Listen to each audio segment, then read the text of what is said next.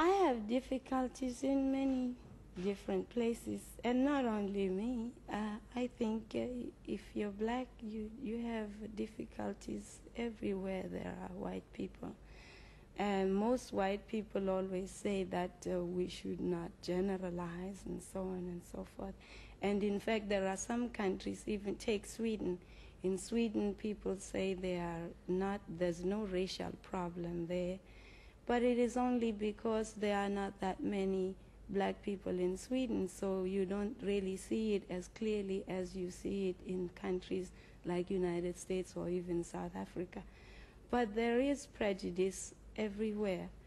For instance, in Sweden, we were performing there, and my guitarist, who isn't really white, he is Brazilian, and he looks white because he's an albino.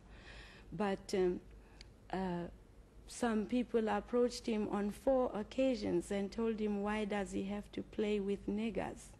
And this was in Sweden, where people really often say they have no problem. And take his country, Brazil. We were there last June, and white people in Brazil denied the fact that there were racial problems in Brazil. But it exists. We saw it every day. Everywhere I performed in Brazil, I never saw black people. I only performed to white people. And they said, well, it's because they can't afford to come here. It's too expensive, which is another form. I mean, that is another form of keeping them from coming to where they can enjoy themselves together with white people. They keep them poor.